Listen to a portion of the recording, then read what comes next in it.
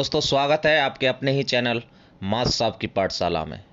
अगर आपके यहाँ पे 19 अप्रैल को चुनाव है और आज आप जा रहे हैं तो तुरंत इस वीडियो को देखना है। आपको सबसे पहला काम आपको ये वीडियो देखना है, उसके बाद में आपको जाना है। चुनाव से एक दिन पहले आपको क्या क्या करना है, मतलब आज आपको क्या क्या करना है, ये सब कुछ बताया जाएगा आपको वीडियो में। अगर आपने आज ये कार्य कर लिया तो फिर आपको कल चुनाव कराने में कोई समस्या नहीं आएगी। चाहे आपके पास में 3, 4, 5, 6 या 7 पदों के लिए चुनाव हो रहा हो, चाहे आप पहली बार करा रहे हो चुनाव या आप बार बार करा रहे हो चुनाव, लेकिन अगर आपने ये कर लिया तो आपको कोई समस्या नहीं होगी। और जैसे ही आप अपने ब्लॉक ऑफिस में पहुंचेंगे, 15 मिनट आपको तब लगेंगे जब आप अपना सारा सामान जमा करा चुके होंगे। आज जब आप अपने लेटर में लिखे हुए ब्लॉक पर पहुंचेंगे तो सबसे पहले आपको पास पार्टी संख्या होगी। उस पार्टी संख्या वाले काउंटर पर आप जाएंगे, वहाँ से आप एक डिकोडिंग लेटर लेंगे जिसमें आपको क्या क्या मिलेगा, बूथ का नंबर और नाम, और जितने भी आपके सभी मतदान अधिकारी हैं, चाहे अगर आप P1 हैं तो P2 P3 सबके मिलेंगे आपको, P1 P2 P3 P4 के, और साथ में आपके पीठासीन अधिकारी का नाम मिलेगा, नंबर मिलेगा, पद मिलेगा, और सेक्टर मजिस्ट्रेट का नाम, नंबर और पद होगा। फिर उसके बाद आप क्या करेंगे, अगर आप पीठासीन हैं या P1 हैं तो अगर पीठासीन नहीं आए तो P1 भी इस सामान को रिसीव कर सकते हैं। बूथ संख्या या मतदान स्थल के सामग्री वाले काउंटर पर आप पहुंचेंगे, वहां से बैग लेंगे, मत पेटी और अन्य सामान लेंगे। तो बैग में आपको क्या क्या चेक करना है, बैग में क्या होगा, पहले आप ये सारा सामान ले लीजिए, उसके बाद में फिर बैग चेक करिए, क्योंकि सामान लेने के बाद में कुछ पार्टीज 11 बजे आती हैं, कुछ 12 बजे आती हैं, कुछ और भी लेट आते हैं, किसी के रिजर्व में से कर्मचारी लेने पड़ते हैं, तो समय लगता है, आपके वाहन को चलने में समय लगता है। हो सकता है आपका वाहन 2 बजे चले, 12 बजे भी चल सकता है, अगर सारी पार्टी आपके पूरी हो गई हैं तो बूथ संख्या या मतदान स्थल के सामग्री वाले काउंटर पर जब आप पहुंचेंगे, बैग ले लिया आपने, सारी चीज़ें ले ली, तो बैग में आपको सबसे पहले चेक करना है लिफाफे। लिफाफे कितने होंगे, 40 से 45। प्रपत्र चेक करने हैं, प्रपत्र 24 से लेके 40 तक होंगे, परिशिष्टि 41 का होगी।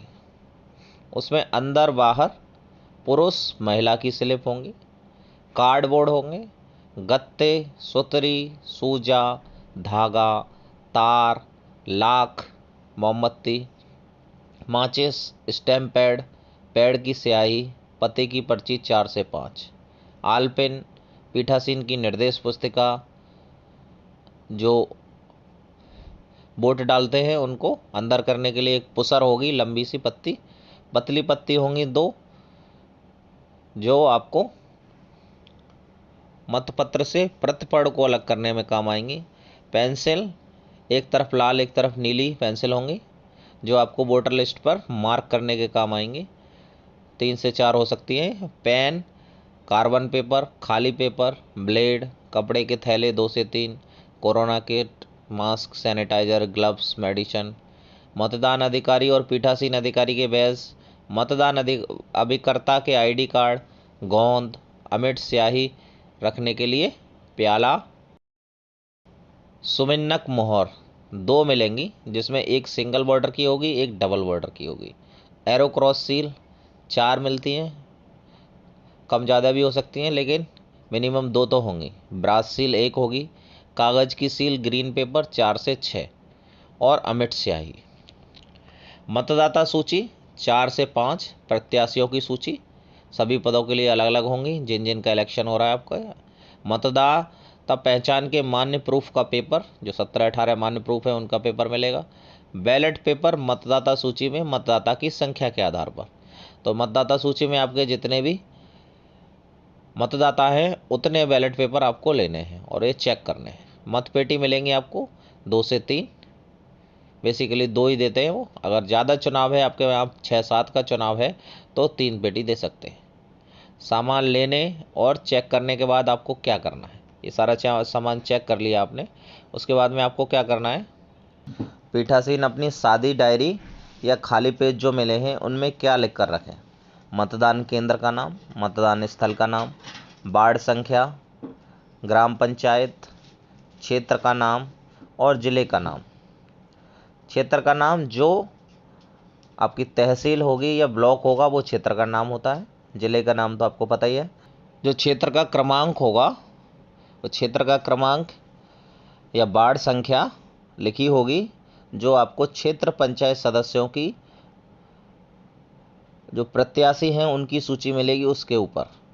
निर्वाचन केंद्र की संख्या मिलेगी आपको जिला पंचायत सदस्य के उम्मीदवारों की जो सूची होगी उसके ऊपर। लिफाफों के ऊपर आपको पहले से जो डिसाइडेड है वो लिखना है। अब आपको सारी डिटेल मिल गई है वो भी लिखनी है। जैसे सामयिक लिफाफा, मतपत्र लेखा रखने हेतु सदस्य ग्राम पंचायत, जो जो आपके यहाँ चुनाव हो रहे हैं उनको इस तरीके से लिख लेना है।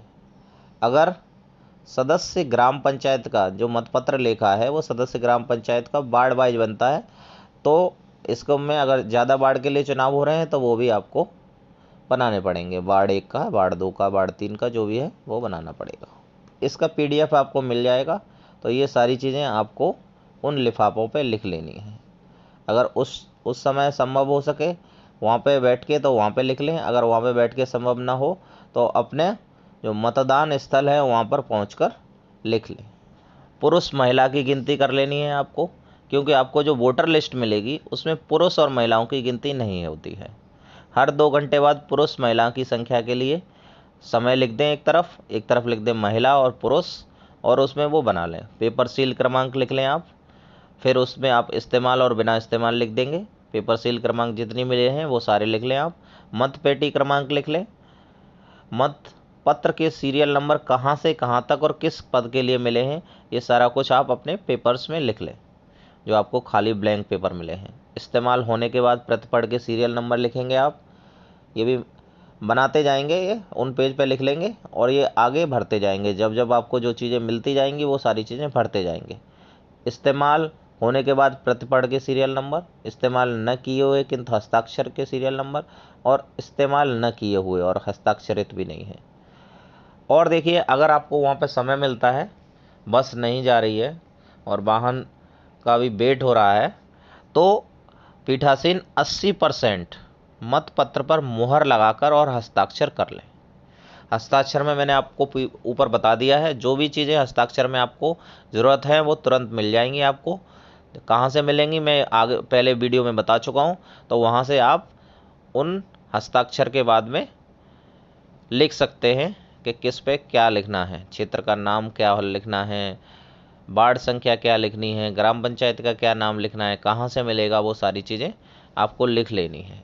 P1 P2 P3 होंगे आपके, तो 2 मोहर P1 P2 लगा सकते हैं। उस समय पे आपको उनको बता देना है कि सिंगल बॉर्डर वाली जो मोहर होगी 10 ग्राम पंचायत और प्रधान के मतपत्रों पर लगेगी, और जो डबल बॉर्डर वाली होगी मोहर जिसमें निर्वाचन क्षेत्र क्रमांक और क्षेत्र का नाम होगा छपा हुआ, वो क्षेत्र पंचायत और जिला पंचायत सदस्य के बैलेट पेपर पे लगेगी। तो वो आप मुहर लगा के इतना काम कर लें।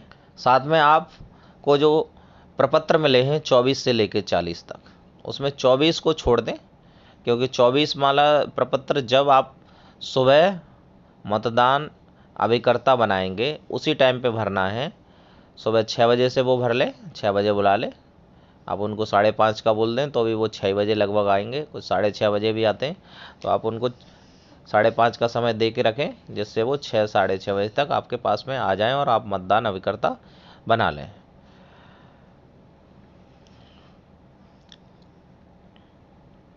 तो आपको सारे प्रपत्र पहले से ही भर लेने हैं।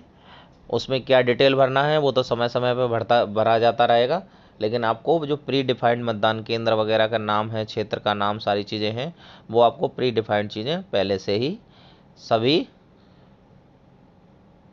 प्रपत्र जो मिले हैं उन पर भर के रख लेनी है। ये काम आपको एक दिन पहले ही करना है। अगर आपने एक दिन पहले नहीं किया और अगर आपके पास में बैलेट पेपर ज़्यादा हुए तो 3 लोग नहीं कर पाएंगे काम और आप परेशानी में आ जाएंगे और फिर कोई भी आएगा, अधिकारी आएगा, कोई भी अधिकारी आएगा तो उसको जवाब नहीं दे पाएंगे आप। और साथ में वोटर्स भी हंगामा मचाएंगे और वोटर्स के फर्जी वोट पड़ने की भी बहुत संभावना होगी, क्योंकि आप अपना काम बहुत धीरे धीरे कर पाएंगे और वो उसका फ़ायदा उठा लेंगे। तो ये आई होप कि आपने ये वीडियो देख के जाएंगे, जिससे आपको ज़्यादा से ज़्यादा मदद मिलेगी।